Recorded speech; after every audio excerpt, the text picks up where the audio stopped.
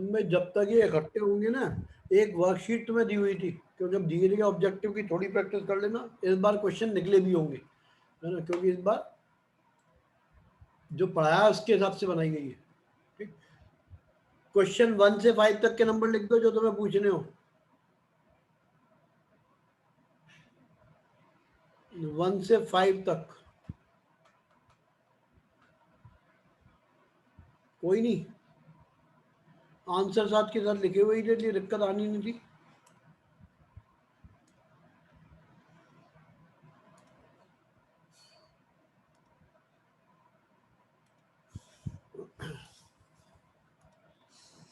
One से 5 तक कोई नहीं पूछना। फिर आ जाओ 1 से 10 तक लिख दो, दो चार जो भी तुम्हें लिखने हो।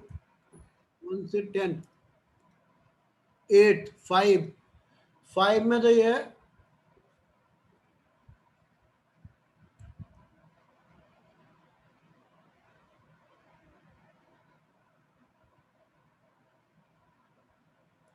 minimum number of unequal vectors which can give a zero resultant। Unequal vector है, तो यही मान लो दो वेक्टर की बात करें, पांचवा क्वेश्चन पूछा किसी बच्चे ने, क्वेश्चन नंबर 5, और शायद एक नया बच्चा है, उसको अभी थोड़ा इंतजार करना पड़ेगा, है ना।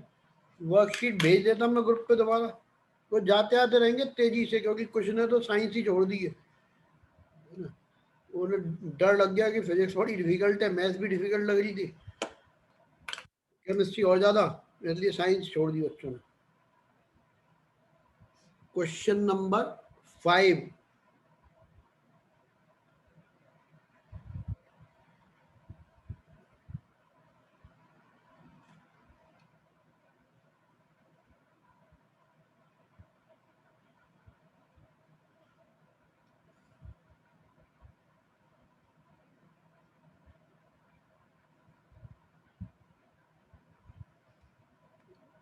वो मैंने दोबारा डाल दिया, वर्कशीट देख लेना, ठीक है।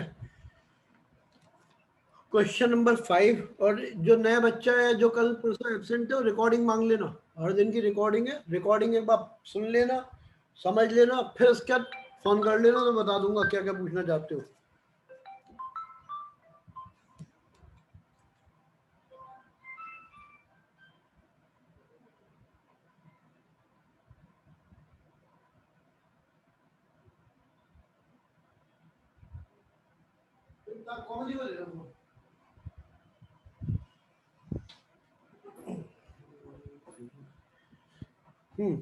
क्वेश्चन नंबर 5 में ये पूछा है कि अनइक्वल वेक्टर है।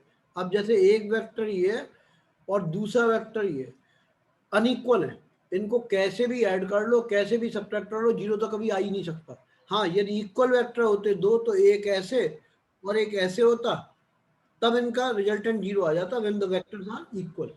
तो अनइक्वल वेक्टर में कम से कम 3 वेक्टर चाहिए तो रिजल्टेंट जीरो आएगा। कैसे? जैसे एक ये है, दूसरा वेक्टर मान लो ये हो गया, और तीसरा वेक्टर हम उल्टा लगा दें ऐसे, तो इनका रिजल्टेंट हो गया जीरो। ठीक है ना, तो मिनिमम 3 वेक्टर चाहिए होते हैं तब रिजल्टेंट जीरो होगा। दो वेक्टर यदि अनइक्वल है तो किसी भी हालत में रिजल्टेंट जीरो नहीं आ सकता। हाँ, इक्वल होने पे आ सकता था, जब ये इस तरह से होते, एक इधर एक इधर, बट इक्वल, उसने कहा अनइक्वल वेक्टर, तो अनइक्वल में 3 मिनिमम वेक्टर होने चाहिए। ये तो क्वेश्चन 5 का आंसर था। फिर एक बच्चे ने कहा क्वेश्चन नंबर 8 का आंसर, है ना, 8 ये है, 8 जैसे दो हैं लेकिन एक का आंसर ही गलत दिया है इसमें, ये तो इसका सही है शायद, है ना। 8 चेक करता हूँ, 8, क्वेश्चन नंबर 8 ये समझ लो, vector A is equals to vector B plus vector सी,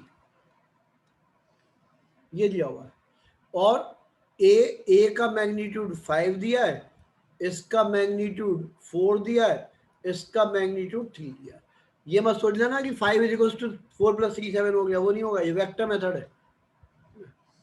अब आगे दिया हुआ है इसमें angle between A and C, obviously 5 4 3 ये तीनों एक ट्राइंगल की साइड है ना। तो ट्राइंगल की साइड ऐसे हो गई, जैसे मान लो ये वेक्टर बी है, ठीक, ये वेक्टर बी है, तो बी वेक्टर 4 का हो गया, इसको लिख दिया बी वेक्टर। और वेक्टर सी ए 3 हो गया। इनका रिजल्टेंट ऐसे आ रहा है। ये क्यों ले लिया? क्योंकि ये 90 डिग्री का एंगल होगा तो भी ये 5 आएगा। इतना हम जानते हैं प्री नॉलेज से, पाइथागोरस थ्योरम से, है ना। 4 का स्क्वायर प्लस 3 का स्क्वायर इक्वल्स टू 5 का स्क्वायर। तो ये आ गया।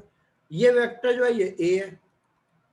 उसने पूछा ए और सी के बीच का एंगल, तो ये एंगल निकालना है थीटा। ठीक है। अब थीटा निकालने के लिए क्या किया, मान लो हमने कॉस थीटा निकाला, तो कॉस थीटा क्या आएगा वो देख लेता हूँ। कॉस थीटा तो आएगा 3/5। चेक कर लो ये आंसर है उसमें, है। तो cos theta is equals to cos inverse 3/5 आ जाएगा। ठीक है, cos theta is equals to 3/5, तो theta is equals to cos inverse 3/5, यानी कि आंसर आना चाहिए 8 का ए, और आंसर है 8 का ए, यही आंसर है। ये तो 8 था, है ना। ये वेक्टर 4 यूनिट का है, ये वेक्टर 3 यूनिट का है। कहाँ दिया? 4 और 3 क्वेश्चन में दिए। ये कितना है? 5 है। तो ये 5 तभी होगा जब ये 90 डिग्री का एंगल हो, नहीं तो ये 5 आएगा ही नहीं। एंगल बिटवीन ए एंड सी चाहिए, तो ये एंगल हो गया, ये निकालना है तुम्हें। अब कॉस थीटा का फॉर्मूला वो जानते ही हो। कॉस थीटा क्या होता है? बेस, ये बेस हो गया 3, हाइपोटेन्यूज हो गया 5, 3/5 आंसर हो गया। ठीक है, ये तो एक बात हुई। तो मेरे भाई 2 बच्चे या एक बच्चे जो ना, जो कल परसों नहीं पढ़ पाए थे, उन्हें एक नेक काम करना पड़ेगा, बता दिया। ये मत सोचो कि समझ में नहीं आएगा, जब अभी अगला पार्ट समझाऊंगा वो तो समझ में आ जाएगा। पुराने वाले के लिए तुम यदि वास्तव में ही ज्वाइन करना है तो एक बार रिकॉर्डिंग सुन के फिर फोन कर लेना, है ना। वैसे तो 90% चीजें समझ में आ जाएगी। ये चैप्टर मंडे को शुरू हुआ था, है ना। ओजस भैया बोलो, क्या कह रहे हो? सर मुझे एक डाउट था कि सर जो हम मतलब दो वेक्टर्स का वो हम एक तो मैग्नीट्यूड निकालते हैं और सर एक रिजल्टेंट निकालते हैं, ये दोनों चीजें अलग अलग होती है ना? देखो, मैग्नीट्यूड का मतलब हो गया इसकी लेंथ कितनी है। इसका मैग्नीट्यूड तो हो गया 5, जी सर। और डायरेक्शन भी मिला देंगे तो पूरा वेक्टर निकलेगा, है ना। मैग्नीट्यूड का मतलब होता है लेंथ कितनी है। लेंथ तो हो गई 5, ये मैग्नीट्यूड हुआ।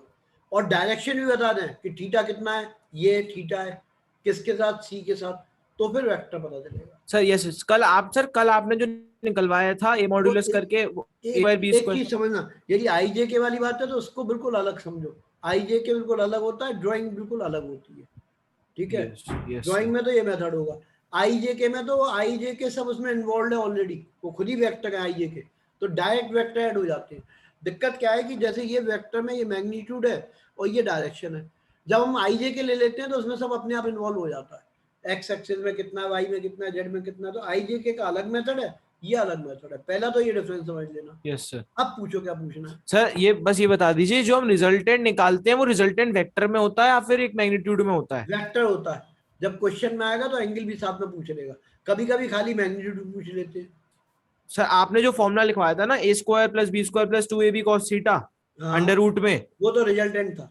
वो रिजल्ट और वो उसके संग एक एंगल वाला भी लिखवाया था, यस सर, तो वो वो है टेन टेन डायरेक्शन थीटा थी। वाला, हाँ। यदि तो मतलब दोनों जो चीज पूछेगा तो ये तो मैग्नीट्यूड के लिए है, ये डायरेक्शन के लिए। यस सर, तो सर रिजल्टेंट हमें मैग्नीट्यूड दे देगा और टेन थीटा वाला हमें वो दे देगा, एंगल की टेन अल्फा डायरेक्शन, वाला। यस मतलब सर, वेक्टर फिर की डायरेक्शन दे देगा। यस इन दोनों को मिला के वो पूरा वेक्टर बन जाएगा। हाँ, लेकिन आईजेके का इससे कोई लेना देना नहीं है। Okay IJK sir. वाली चीजें बिल्कुल अलग चलती है। Okay sir, thank you sir. इसके बाद एक बच्चे ने 10th पूछा है, और 7th भी बता दे रहा हूँ, है ना। वो भी किसी बच्चे ने पूछा। 7th के लिए थोड़ा थोड़ा कोशिश किया करो। जैसे क्वेश्चन 7 ट्राई करना है तुम्हें। वो कह रहा है 2 वेक्टर्स आर इक्वल, यानी कि एक वेक्टर कितना है ए, इसका मैग्नीट्यूड एक्स है, तो दूसरे का भी मैग्नीट्यूड एक्स है। If 2 vectors are equal and their resultant is also equal to one of them, तो पहला वेक्टर एक्स, दूसरा वेक्टर एक्स, इनका रिजल्टेंट वो भी एक्स।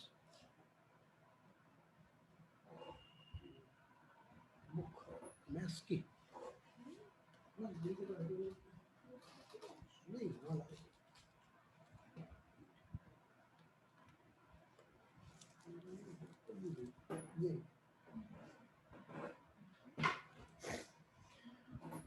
ठीक है, ये सब एक्स है।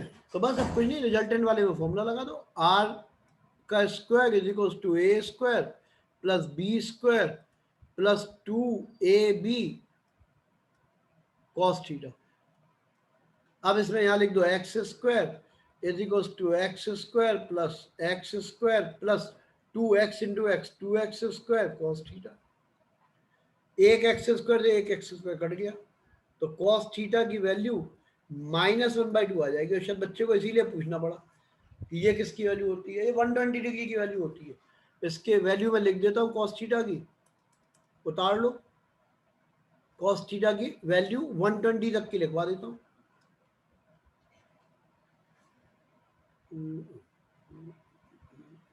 ये जी कॉस की वैल्यू चल रही है, ठीक है, कॉस 0 वैल्यू 1 होती है, फिर कॉस की वैल्यू 30 डिग्री तो √3/2 होती है। 60 डिग्री पे पहले 45 और लिखना, 1/√2 होती है। 60 डिग्री पे 1/2 होती है, 90 डिग्री पे 0 हो जाती है। फिर उल्टा चल देते हैं, उल्टे से हमारा मतलब है ऐसे, ये उतार लेना, इसकी बहुत जरूरत पड़ती है, इसीलिए उस बच्चे को पूछना पड़ा था। 90 के बाद आएगा 120, तो 120 पे -1/2 हो जाती है, मिरर बनता है, ये माइनस में आ जाएंगी सारी। फिर आता है 135, 135 पे होती है -1/√2। फिर 150, 150 डिग्री पे हो जाती है ये वाली -√3/2। एंड 180, 180 पे हो जाती है -1। ये कॉस की सारी वैल्यू लिख दी है मैंने, जिससे तुम्हें कोई दिक्कत नहीं है। 7 तक के हो गए। एक 10th और पूछा किसी बच्चे ने, 10th वाला और बता दूं, फिर कुछ दूसरा काम करते हैं। होंगे सारे, उसकी कोई चिंता नहीं, कराऊंगा तो सारे जो पूछोगे। क्वेश्चन नंबर 10 पूछा किसी बच्चे ने, वो कह रहा है vector A plus vector B is equal to resultant है, और एक ये दिया हुआ है क्वेश्चन में A square is equal to A square plus B square is equal to R square के बराबर है। तो कुछ नहीं, वो फॉर्मूले में लगा दो। फॉर्मूला क्या है, ये R square is equal to A square plus B square plus 2ab cos theta, ये फॉर्मूला होता है। तो रख दो R square is equal to A plus B, A square plus B square, R square question में ही दिया है, तो यहाँ आर स्क्वायर लिख दो।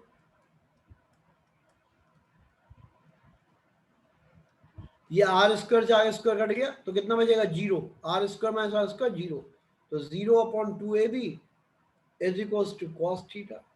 तो कॉस थीटा की वैल्यू पता चल गई, कितनी है, 0 है। अब 0 किसकी वैल्यू होती थी, अभी लिख दिया, यहाँ से देख लो, ये लिखाई हुई 0 है ना, ये आ गई। कॉस 0 इज 90 डिग्री, 90 डिग्री के लिए लिख देना। अब 10 तक मैंने कर दिए, बाकी फिर ट्राई करना, अभी कुछ बताऊंगा है ना, और बता दूंगा। अभी तुम हर्ष भैया बोलो कौन सा, इसमें पूछना तो पूछ लेना, 10 तक के करा दिए मैंने। सर मगर ये ऑप्शन से तो मैच ही नहीं कर रहा। मैच नहीं कर रहा, क्या दिया आंसर में? सर 0, एक तो a इक्वल्स टू 0, एक b minute equals to π/4, c equals to π/2। मैं सर समझा वो तो नहीं ठीक है, 0 आ गया, मगर और भी एंगल भाई, ना वो एक समझ मिनट नहीं रुको। आए। क्वेश्चन नंबर 10 सही तो है बेटे, 10 में c/2 सर का आंसर। सर वो तो ठीक है, मगर सर और एंगल क्या है वो समझ नहीं आया मेरे को। नहीं नहीं, एक मिनट, पहले तुम्हें कुछ भी समझ में नहीं आया। पहले ये समझो कॉस 90 की वैल्यू 0 होती है, therefore theta is equal to 90 degree है। अब मैं तुम्हारी प्रॉब्लम समझ गया, ये लिख लो, पाई का मतलब होता है 180 डिग्री। बिल्कुल सही जायज बात पूछी है तुमने, बात समझ गए? तो तुम्हें सारे आंसर समझ में आ जाएंगे। पाई का मतलब 180 डिग्री होता है, हर भैया समझ गए? Yes sir. हाँ, तो यस अब रख सर। दो 180/2 कितना होता है, 90, तो सी आंसर आ गया। ठीक है, पाई का यस मतलब सर। 180 डिग्री। अब ये चाहे हमारी गलती मान लो चाहे तुम्हारी, कि हमें बता देना था, अब सीख लो, कोई बात नहीं।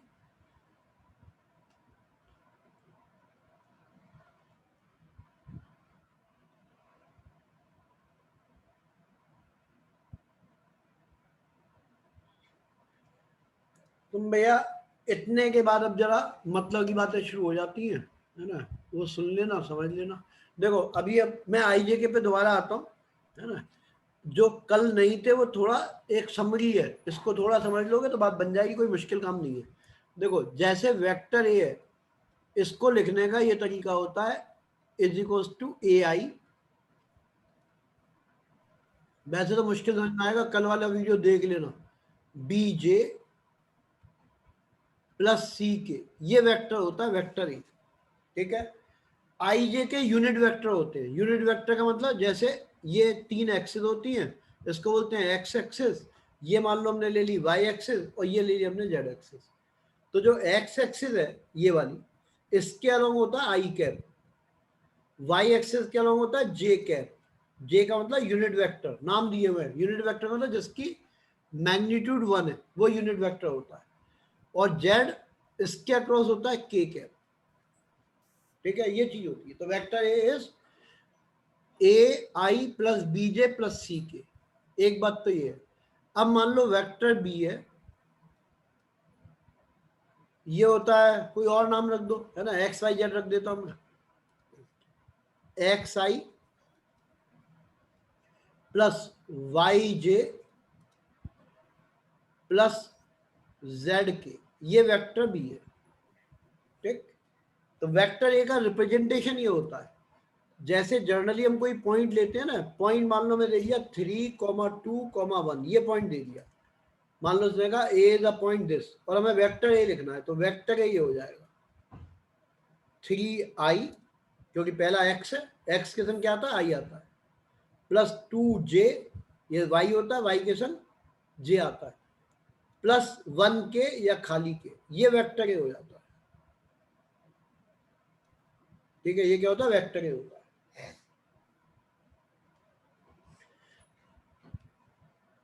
अब मैंने अब ये मान के चल रहा हूँ, मैंने कल पूरा पीरियड इसमें ही कर चुका था, फिर रिवाइज कर दिया था मैं कि भैया एक बार तुम ये नेक काम कर लेना कि तुम कल वाला वीडियो देख लेना, फिर फोन कर लेना, तो बड़ी आसानी से बात समझ में आती है।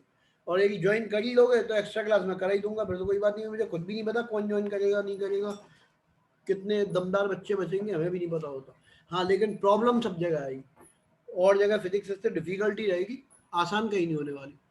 वो डे 1 पे बता दिया था, पूरे संसार में सबसे डिफिकल्ट कोई सब्जेक्ट है 12th तक के जो पढ़ाए जाते हैं उनमें फिजिक्स ही है। तो जब सबसे डिफिकल्ट सब्जेक्ट पढ़ रहे हो तो भाई दिक्कत तो आएगी ही आएगी। बेटा ये जिस बच्चे ने आज ज्वाइन किया उसके लिए बताया था, है ना, जिस बच्चे ने आज ही ज्वाइन किया तो उस कम समझ में आएगा, इसलिए वीडियो देख लेना, ये बताया, ठीक है ना। पुराने वालों को तो कोई मतलब ही नहीं है, उन्हें तो समझ में आ ही जाएगा। अब ये वेक्टर ए की बात खत्म हुई, अब आगे काम शुरू होता है। मान लो ये वेक्टर ए पता चल गया, मान लो वेक्टर ए दिया हुआ है हमें, वो ये 2i प्लस 3j माइनस के, ये वेक्टर ए है। और हम इसका मॉडुलस निकालना चाहते हैं, modulus of vector A. Modulus का मतलब होता है मैग्नीट्यूड, लेंथ, है ना, इसमें डायरेक्शन भी इन्वॉल्व है।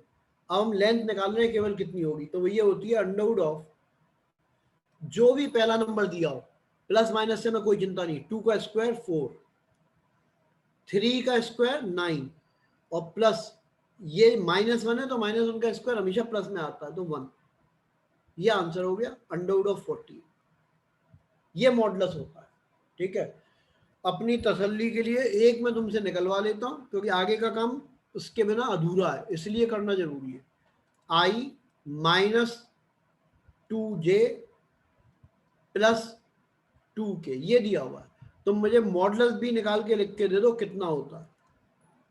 नए पुराने सबको लिखना भाई, लिख दो फटाफट।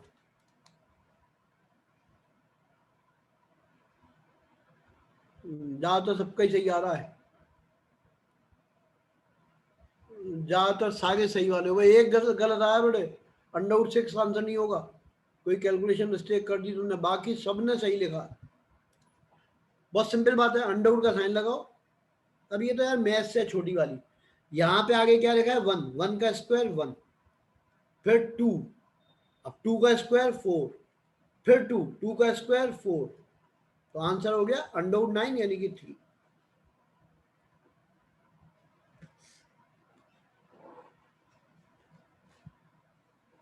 इसके बाद आता है, मान लो हमें वेक्टर, इसमें कोई डाउट है तो हाथ उठा लेना भाई। तो ओजस भैया शायद पहले कहा आता है तो फिर मैं नीचे करता हूँ, फिर दोबारा उठा लेना। इसमें कोई डाउट हो तो पूछ लो, नहीं तो अगली बात समझो। मान लो एक पॉइंट का पोजीशन वेक्टर, पोजीशन वेक्टर क्या होता है वो समझ लो।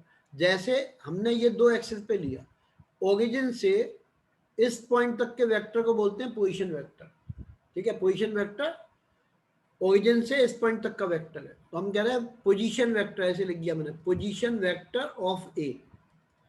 ये दिया है 3i माइनस प्लस 2j।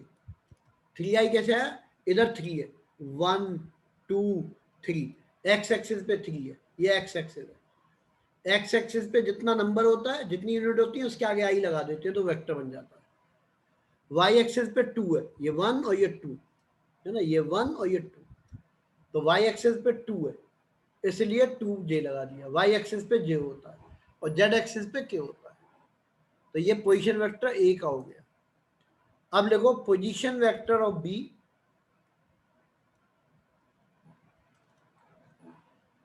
ये दिया हुआ है तुम्हें 2i प्लस 4j, मतलब यहां पे बी कोई पॉइंट हो गया, 2i प्लस 4j, ऐसे इसको ज्वाइन कर दिया, ये बी हो गया। किसका भाई, पोजीशन वेक्टर ऑफ बी, ये बी पॉइंट हो गया। ओरिजिन से पॉइंट तक की डिस्टेंस को पोजीशन वेक्टर बोलते हैं। अब मान लो तुमसे कहा गया ए बी वेक्टर निकालना है, शायद पुरानी बात ध्यान आ जाए, शुरू में लिखवाया था वेक्टर ए बी का मतलब होता है position vector of B minus, जो बाद में आता है उसको पहले लिखते हैं, minus position vector of A, ठीक है। एक और चीज समझ लेना कहीं पे, ये पहले तो ये समझ लो, ए बी का मतलब होता है पोजीशन वेक्टर ऑफ बी, बाद वाले का पहले आता है और इसका बाद में आता है, तो इसको निकाल दे रहा हूं पहले। तो पोजीशन वेक्टर ऑफ बी कितना है, 2i प्लस 4j, फिर minus position vector of A कितना है, 3i प्लस 2j। सॉल्व करेंगे तो 2i plus 4j minus 3i and minus 2j। Simple algebra लगानी होती है, जैसे एक्स वाई करते थे बिल्कुल वैसे ही। तो ये सब्ट्रैक्ट करके माइनस आई आ गया और प्लस का 2j आ गया, ये आंसर हो गया। अब यदि मान लो इस पे आते हो कि ये क्यों आया, तो उसका आंसर समझाता हूं, ऐसा हुआ क्यों।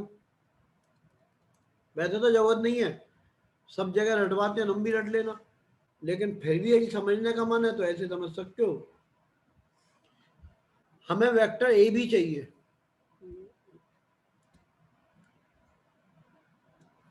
है ना। जैसे मान लो वेक्टर ए बी है, तो बीच में कोई भी इंटरमीडिएट पॉइंट ले लें हम। जैसे मान लो हमने यहां से शुरू किया, ये पॉइंट ए है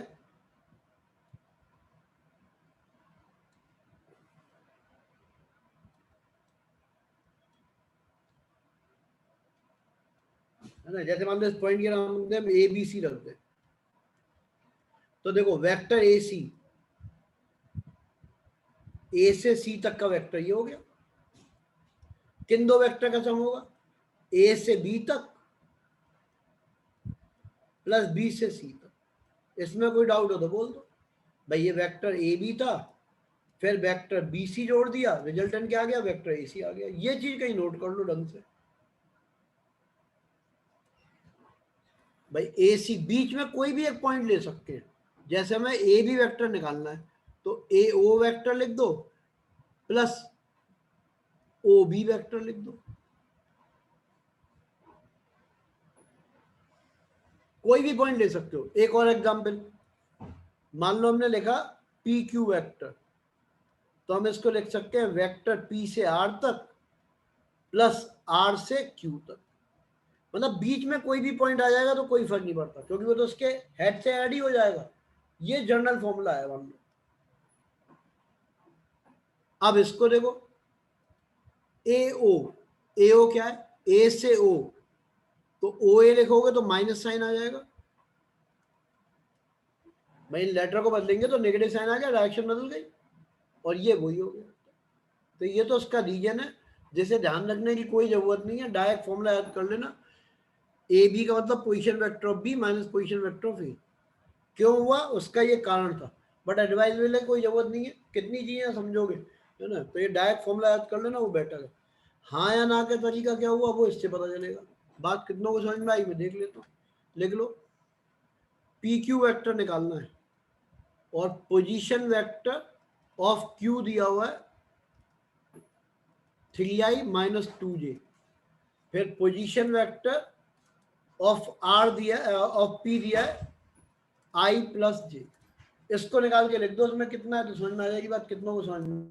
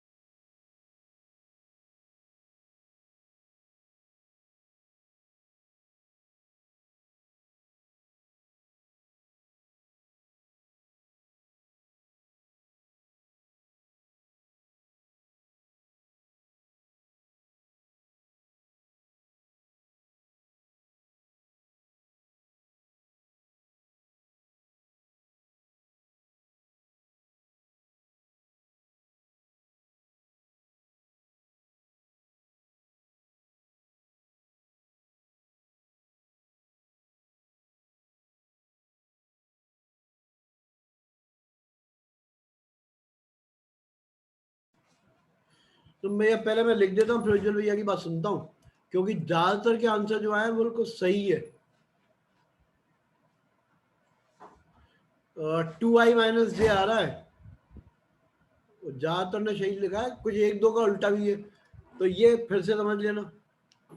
उज्जवल भैया अभी सुनता हूँ, ये सॉल्व कर दूं फिर सुन लूंगा तुम्हारी बात।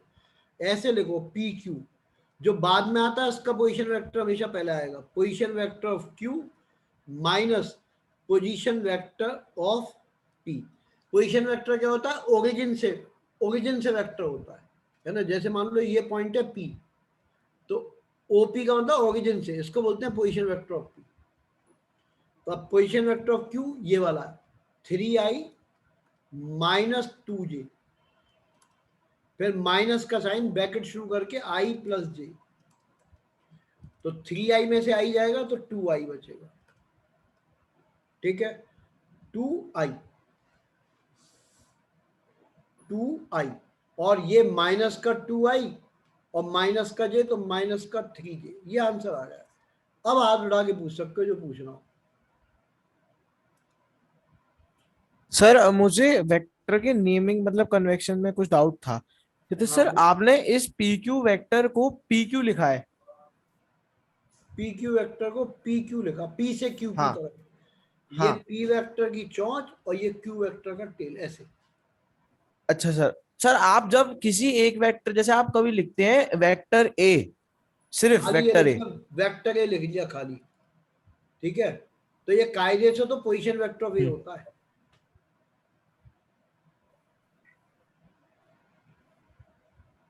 या हम कह ही रहे हैं कि वेक्टर ए सर बराबर 3i माइनस 2j। अब वो कंफ्यूजन ये है ना कि हमने कह लिया ए वेक्टर ही है, तो ठीक है, क्या दिक्कत है, इस पूरे को हम ए वेक्टर नाम दे सकते हैं।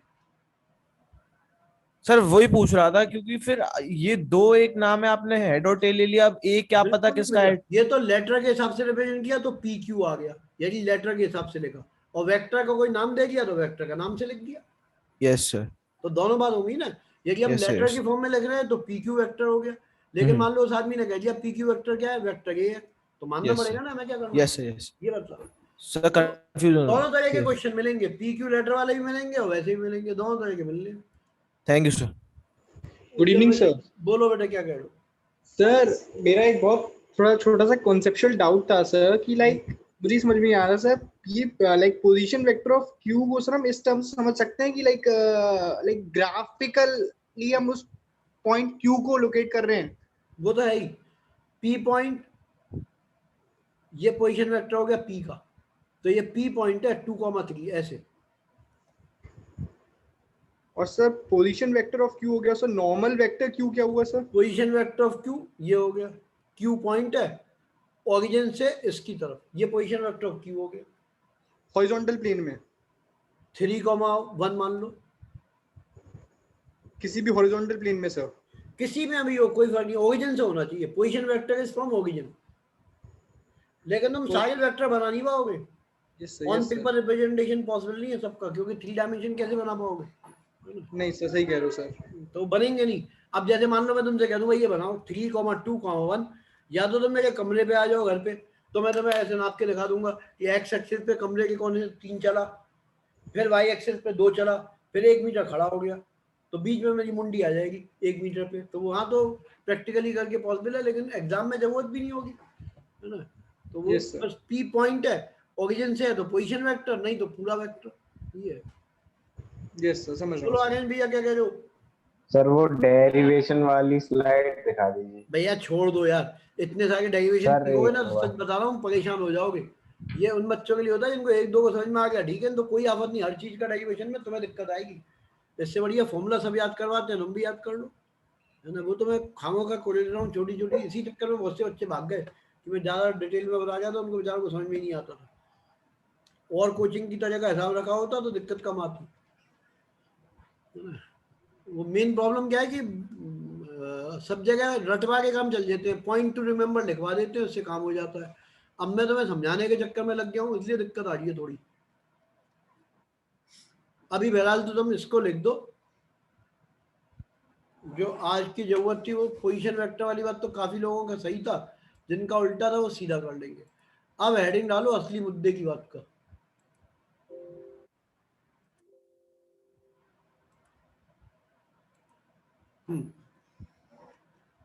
हम यदि कुमार मित्तल के हिसाब से देखें 11th क्लास की जो बुक है, तो हमने इतने पॉइंट खत्म कर लिए हैं, है ना?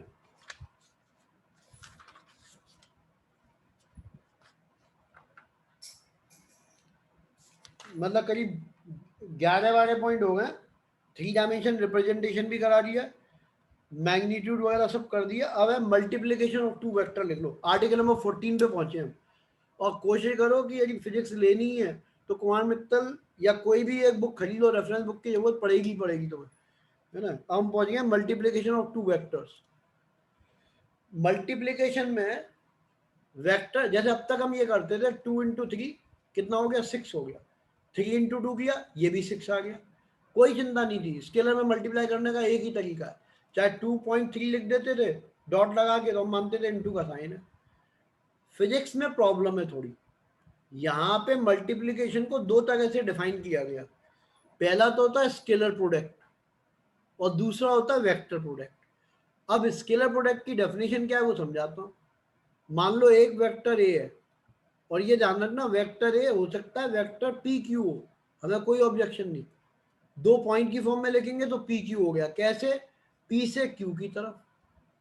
लेकिन आदमी ने कह दिया भैया ये वेक्टर ए है, तो ठीक है ये वेक्टर है, हमें क्या करना है ना? किसी भी रिप्रेजेंटेशन में लिख सकते हैं, ये भी लिख सकते हैं, ये भी है, दोनों एक ही बात, ठीक है? तो बार बार वो कंफ्यूजन मत करना, कभी पी क्यू लिख दिया कभी ए लिख दिया। पी क्यू वेक्टर को उस आदमी ने ए नाम दे दिया, कोई ऑब्जेक्शन नहीं, क्या फर्क पड़ता है? तो एक वेक्टर मान लो ए है और दूसरा वेक्टर जो हमें दिया है वो बी है। तो भैया एग्जाम के लिए सबसे इंपॉर्टेंट वाला टॉपिक शुरू हो गया, है ना? हेडिंग है मल्टीप्लिकेशन ऑफ 2 वेक्टर। 2 तरीके होते हैं। पहला तरीका लिख लो स्केलर प्रोडक्ट और डॉट प्रोडक्ट, स्केलर प्रोडक्ट और डॉट प्रोडक्ट। और इसकी डेफिनेशन है, और ये ध्यान रखना डेफिनेशन में कोई इफ बट नहीं होता, वो साइंटिस्ट ने की है, हमने याद की है, ऐसे मान लो। तो ए डॉट बी, एक वेक्टर ए फिर ये डॉट डॉट का साइन है बी, इसको बोलते हैं dot product of two vectors, और इसकी वैल्यू होती है modulus of A then modulus of B and cos theta. ये इसकी वैल्यू होती है। ये कैसा है, नंबर है, न्यूमेरिकल। ये क्या है, नंबर है। ये क्या है, नंबर है। इसका मतलब तीनों नंबर है, तो स्केलर प्रोडक्ट हो गया, इसीलिए इसको स्केलर प्रोडक्ट बोलते हैं। ये अब ये मत कहना कि ये डॉट प्रोडक्ट कहाँ से आया, इसका जवाब मेरे पास बिल्कुल नहीं है। रादर मेरे पास क्या, किसी दुनिया में किसी के पास नहीं है जिसने प्रोडक्ट बनाया था, उसने डिफाइन किया, लोग मान गए, है ना। तो इसका कोई आंसर नहीं है क्यों आया। बोलो। सर मैं ये कह रहा था, जब हम इन दो वेक्टर्स को मल्टीप्लाई कर देंगे तो आंसर तो वेक्टर आएगा ही नहीं। ये जरूरी ढूंढना कौन सा मल्टीप्लाई कर रहे हो तुम। नहीं मतलब सर यही वाला डॉट वाला, आपने सर दोनों के मैग्नीट्यूड्स को तो मल्टीप्लाई किया है। हाँ तो ये नंबर है, ये नंबर है, ये नंबर है, इसलिए स्केलर आ गया। नहीं सर, भाई मेरे अभी क्रॉस प्रोडक्ट भी आएगा, क्रॉस प्रोडक्ट में तो वेक्टर आ जाएगा। सर इसमें पूछ रहा हूं मैं इसमें तो ये नंबर नंबर नंबर तो वेक्टर है ही नहीं। यस सर, स्केलर है, इसीलिए नाम है स्केलर प्रोडक्ट। Yes sir. अच्छा ये बात ध्यान रखनी है, ये कहां से आया, बाय द डेफिनेशन। अब जैसे मान लो कोई इस बात पर आ जाए कि भाई सेब नीचे क्यों गिरता है, तो मैं क्या बताऊंगा, न्यूटन से जाके पूछ ले। तो ऐसे ही जिसने दो तरह के प्रोडक्ट डिफाइन किए, हाँ या तो हम इसमें ऑब्जेक्शन कर रहे हैं, उसकी कोई जरूरत नहीं पड़ रही, बिल्कुल सही डेफिनेशन चल रही है। तो स्केलर प्रोडक्ट की डेफिनेशन क्या है, इज डिफाइंड एज, इसीलिए लिखा है the scalar product of two vector is defined as a scalar quantity equal to, किसके इक्वल है, ये नाम लिख दिया, product of their magnitude, A का मैग्नीट्यूड बी का मैग्नीट्यूड, एंड कोसाइन, इसको बोलते हैं cosine, cosine the angle between them. इसी को अंग्रेजी को डेफिनेशन में लिख दिया, एक बार फिर सुनाता हूँ। उसने कहा what is scalar product, answer आएगा scalar product of two vector is defined as the product of magnitude of two vectors multiplied with cosine of the angle between them, है ना। बुक की लैंग्वेज भी पढ़ दे रहा हूँ। The scalar product of two vector is defined as scalar quantity equal to the product of their magnitude and the cosine of the angle between them. तो ये तो फॉर्मूला होता है, ठीक। अब जैसे मान लो वेक्टर ये दिया हुआ है, इस तरह से दिया 2i + j, और वेक्टर भी दिया है, ये दिया मान लो, इसको -2 की ओर कर देता हूं, ये दिया है i + 2j + 2k, ये दिया हुआ है, ठीक है। और एंगल बिटवीन देम दिया है थीटा, ये क्वेश्चन में लिखा है the angle between them is 60 degree. अब तुम्हें a डॉट b की वैल्यू निकाल के बतानी है कितनी होगी, करो कोशिश।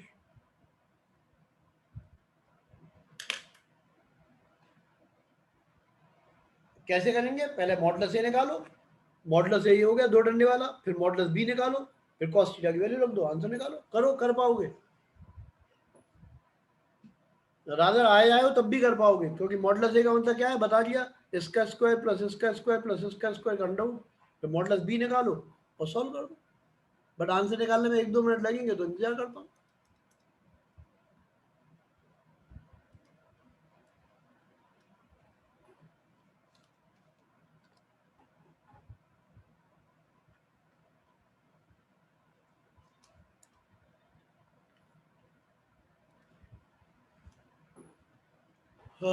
खुशी गुप्ता, गुड, बिल्कुल सही है। हर्ष जिंदल बिल्कुल सही है। चार बिल्कुल सही है। भाई लोगों बाकी भी लिख दो यार। सबसे पहले जिस बच्चे ने लगा वो शायद आज ही आई है। गुड। जिया गुप्ता बिल्कुल ठीक, उज्जवल सिंह बिल्कुल ठीक, सारे समझदार वाले हैं, कोई दिक्कत नहीं। देखो बहुत आसान बात ही है, एक तो यार करने की आदत डालो, है ना। गलत होता है तो मैं नाम तो लेता ही नहीं, इसलिए घबराने की बात क्या। सबसे पहले मॉडुलस ए निकालता हूँ मैं यहाँ पे, दो डंडे और मॉडुलस ए, कुछ नहीं, सिंपल बात है, अंडर लगाना है और 3 का स्क्वायर, 2 का स्क्वायर कितना होता है 4, 1 का स्क्वायर 1, -2 है तब भी प्लस में लिखेंगे because squares are always positive. ये 3 आ गया। मॉडुलस ऑफ बी निकाल दो भाई, सिमिलरली ये भी 3 आएगा, क्योंकि मैं दी इस तरह की वैल्यू थी जिससे आसानी से निकाला है, 1 + 4 + 4, ये भी 3 आ गया। अब वैल्यू रख दो, a dot b is equal to modulus of a modulus of A कितना हो गया 3 into 3 into cos theta, cos 60 की वैल्यू कितनी होती है 1/2, तो आंसर हो गया 9/2, बस ये आंसर। तो एक तो इस तरह के क्वेश्चन होंगे जिसमें डायरेक्ट तुम्हें कह देगा थीटा की वैल्यू दी हुई है, ए दिया हुआ है, बी दिया हुआ है, और एक क्वेश्चन ऐसे आएंगे जिनमें थीटा निकलवा लेंगे, ठीक, वो इंपॉर्टेंट होता है, उसके बिना 11th का पेपर नहीं बन सकता, नॉट पॉसिबल, है ना, हमेशा आता है वो हर बार, क्योंकि क्या है 11th में बहुत सारे चैप्टर नहीं होंगे, 2-4 चैप्टर होते हैं केवल शुरू वाले, वो बहुत लंबे होते हैं, बाद के चैप्टर छोटे छोटे हैं, लिटिल चैप्टर, शुरू वाले चैप्टर बहुत लंबे लंबे हैं, इसको मैकेनिक्स बोलते हैं।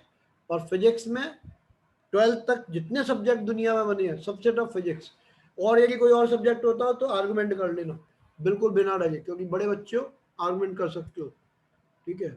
मैं तो रीजन बता दूंगा क्यों सबसे टफ है और दुनिया में क्यों मानते हैं इसको सबसे टफ। दूसरी बात, इसमें क्या है, मैकेनिक्स सबसे डिफिकल्ट होती है, मैकेनिक्स में सारी चीजें लग जाती हैं छोटी बड़ी, इसलिए दिक्कत आती है। तो अभी तो बहरहाल ये लिखा था हमने A.B, में दोबारा लिख दे रहा हूं क्योंकि अब दूसरी चीज से समझाऊंगा इसी को, is equals to modulus of vector ए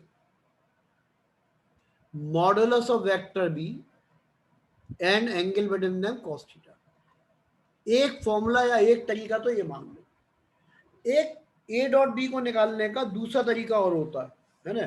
अच्छा, पहले इसके ऊपर एक क्वेश्चन और बता देता हूँ, जैसे मान लो मैं वर्क है मैं मालूम है ये कैसी क्वांटिटी होती है, वर्क इज स्केलर क्वांटिटी, तो वर्क जो होता है वो एफ क्या है, फोर्स है, डॉट एस इसके बराबर होता है। तो ये फॉर्मूला भी उतार लो, यदि मैं वर्क निकालना है तो एफ डॉट एस कर देंगे। अब इसका क्या मतलब हुआ, है ना, वो अभी सिखाऊंगा, तो मैं अभी तो केवल फॉर्मूला लिखवा दिया है, ये आज ही नहीं हो पाएगा, धीरे धीरे चलेगा मामला, ठीक है ना। अब तुम इसकी बात करो, इसको निकालना है तो मैं आई डॉट आई, तो बताओ कितना होगा, एक कैप लगा दे रहा हूं मैं, आई डॉट आई की वैल्यू निकालो, करो कोशिश, the value of I dot I. एक बच्चे ने मैग्नीट्यूड भी सही लिखा है और शायद वैल्यू भी सही लिखी है, आई डॉट आई, देखो आई डॉट आई में आई डॉट आई, तो ऐसे आएगा आई डॉट आई,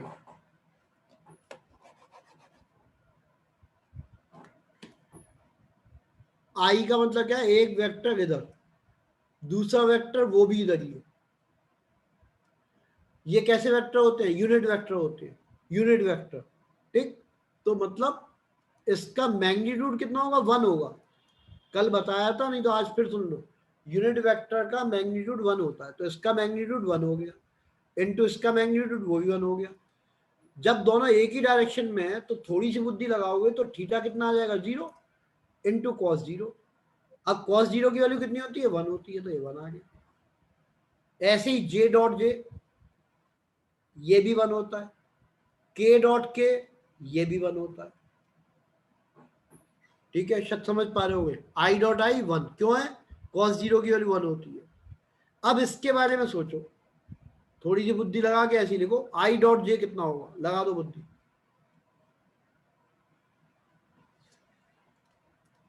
ज्यादातर सही लिखा,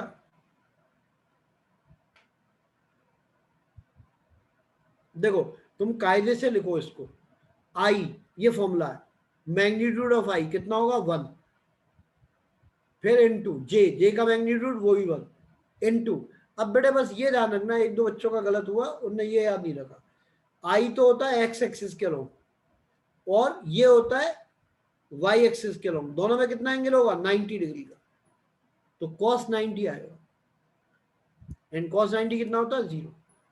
तो ध्यान ये रखना है, जब एक जैसे होते हैं, है ना, तो 1 1 1 आता है, और जब अलग हो I dot J I dot के तो 0 हो जाएगा, जे डॉट के ये भी 0 हो जाएगा। क्यों 0 हो गया, उसका ये एक्सप्लेनेशन है। पहले बात करते हैं ओजस भैया से, बोलो ओजस भैया। सर वो पुराना रह गया शायद, कौन सा, अच्छा मतलब पुराना हाथ रह गया, ठीक कोई बात नहीं। उज्जवल भैया बोलो क्या कह रहे हो बेटे। सर रिप्रेजेंटेशनली आई डॉट आई का मतलब क्या हुआ सर? आई क्या है, unit vector, dot Yes. Scalar product, I unit vector. तो एक यूनिट वेक्टर का स्केलर प्रोडक्ट दूसरे यूनिट वेक्टर के साथ जो उसी डायरेक्शन में है। अब इसको रिप्रेजेंट कैसे करोगे, वो तो बना ही गया वैल्यू। और सर आई जे का मतलब जो परपेंडिकुलर हो? नहीं, दोनों एक दूसरे के अलोंग है, आई आई। नहीं सर, जो आई जे का मतलब बता रहा हूँ। आई जे इसमें परपेंडिकुलर है। Okay sir, okay sir. भाई एक्स एक्सिस और वाई एक्सिस में कितना एंगल होता है बेटे? तो 90 डिग्री सर। तो ऐसे ही जेड में भी 90 होता है, तो हर बार cos 90 आ जाएगा। cos 90 कितना होता है, 0।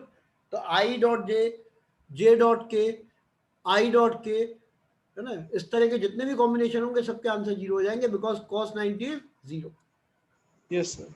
ठीक है, अब एक लंबा काम करवाता हूँ, हिम्मत वाले बच्चे करेंगे जरूर, ठीक है, और हिम्मत से काम लेना, घबराना मत। क्वेश्चन ये है, वेक्टर ए हमें दिया हुआ है a1 i, मैं आई के ऊपर कैप नहीं लगा पाऊंगा भाई, तुम खुद लगा लेना घर जाके, a2j प्लस a3k, और वेक्टर भी दिया हुआ है, वेक्टर भी, जिनको डेरिवेशन सीखना है उनके लिए तो जरूरी है कि भाई से करो, b1i, बाकी लोग रट लेना, b2j प्लस b3k। गाना गाते रहना, हिम्मत से काम लेना, घबराना कैसा। a dot b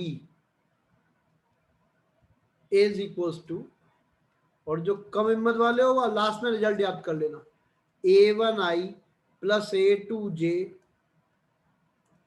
plus a3k dot product किसके साथ, बाकी तीन के साथ, b1i b2j एंड b3k। देखो भाई, तीन इसमें तीन इसमें, यदि बचपन में थोड़ी बहुत गणित पढ़ी थी तो 3 इंटू 3 9 टर्म्स आएंगे। कितने, 3 इंटू 3 9 टर्म्स आएंगे। तो भैया हिम्मत से काम लेना, इसीलिए बोला था 9 टर्म में लिखता हूं। बस दो बातें याद रखनी है, यदि आई डॉट आई आ गया तो 1 हो जाएगा, और यदि आई डॉट जे आ गया तो 0 हो जाएगा। ठीक, तो इसका मतलब क्या हुआ, सबसे पहले इसका मल्टीप्लाई मैंने किया, इसका मल्टीप्लाई इसके साथ, तो क्या आ गया, a1 b1 i dot I. एक बार तो मैं पूरा लिख दे रहा हूं जिससे तुम्हें समझ में आ जाए, प्लस अब इस वाले का इसके साथ करूंगा तो आएगा a1 b2 i dot j, इसका तीसरे वाले के साथ करूंगा तो आएगा plus a1 c b3, a1 b3, ये b3 है, फिर आएगा i डॉट k। ठीक है, अब यहां पे देखो जरा ध्यान से, ये कितना है, i dot j, i dot j कितना होता है बेटे, 0, तो ये खत्म, डेथ हो गई इसकी। इसी तरह इसमें आ जाओ, i डॉट k, ये कितना होता है, 0, तो इसकी भी डेथ हो गई। तो 2 टर्म खत्म हो गए, 3 मल्टीप्लाई हुए, 2 खत्म हो गए। ये कितना बचेगा, ये बचेगा a1 b1।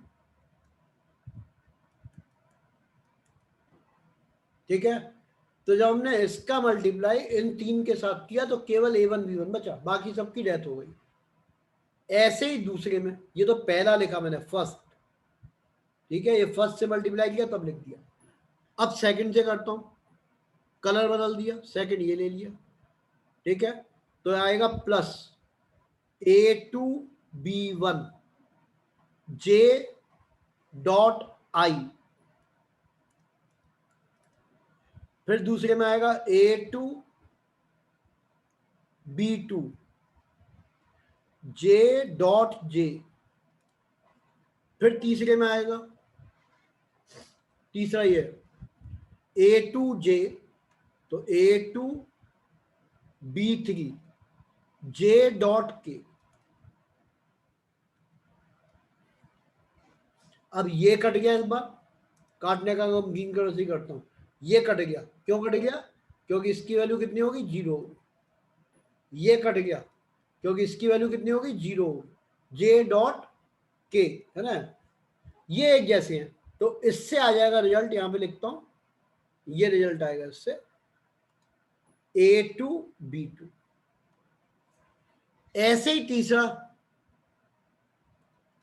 मैं इसीलिए बोला था हिम्मत से काम लेना, एग्जाम में ये करना तो नहीं पड़ेगा लेकिन तुम्हें आना चाहिए, बेसिक तो सीख ही लो कम से कम, बाकी जगह रटो गई तो जो समझने वाले हो समझ जाओगे। तीसरा कलर यूज कर लेते हैं रेड।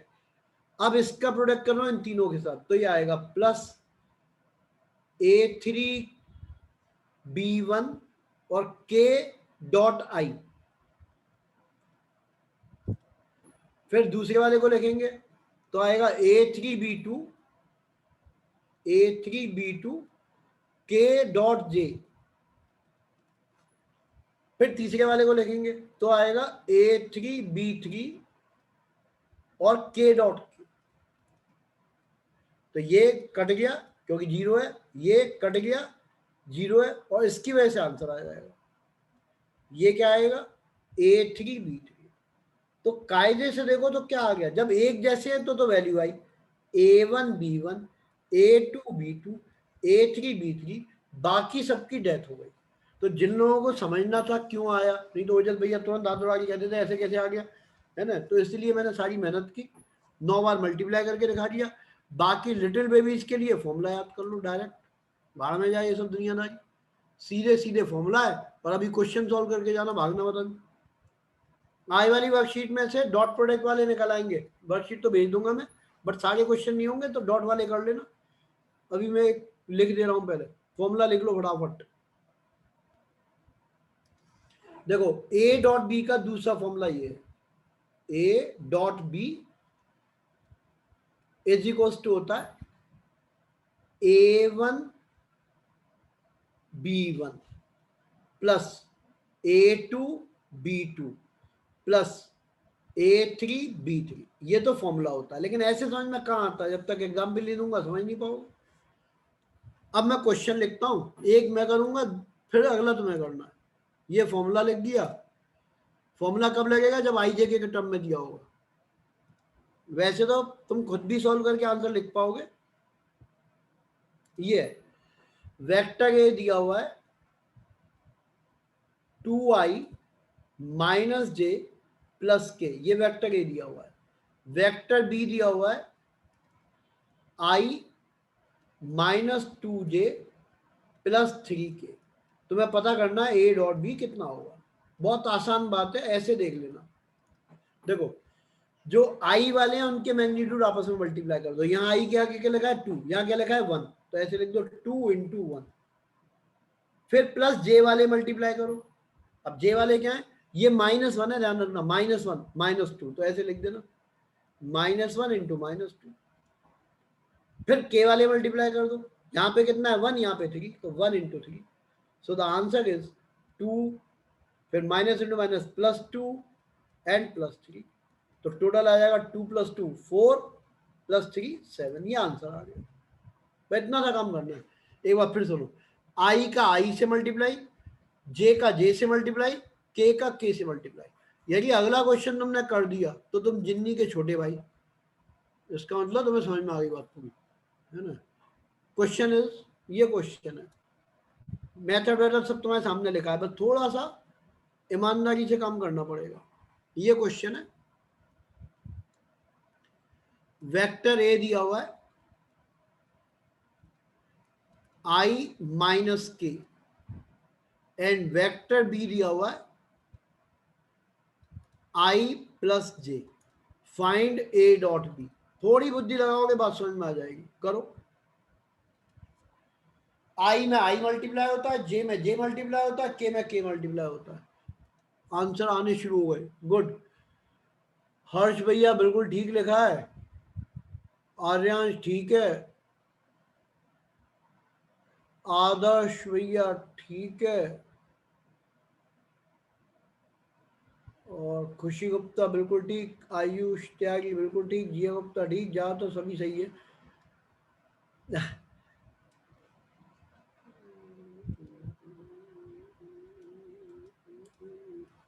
तो ए डॉट बी में आएगा आई वाले आई के संग, तो 1 और 1, तो 1 इंटू 1 फिर जे वाले, तो भैया यहाँ तो जे का 1 है, यहाँ तो है ही नहीं, जो नहीं होता 0 होता है, तो तुम चाहो तो वेक्टर ए को ऐसे लिख देना, i प्लस 0j, जो नहीं है वो 0 हो गया, माइनस के, तो ये आ जाएगा 1 इंटू 0, फिर आएगा प्लस -1 इंटू 0, तो ये हो गया 1 इंटू 1 इज 1 प्लस 0 प्लस 0, तो आंसर इज 1। अब टाइम देख लो कितना बचा है, नहीं बचा भाई, यहीं तक सीख लेना, वर्कशीट भेजूंगा तो, लेकिन सारे क्वेश्चन शायद ही हो उसके, है ना, वो डॉट प्रोडक्ट अभी खत्म नहीं हुआ, इससे ज्यादा का बूता नहीं है।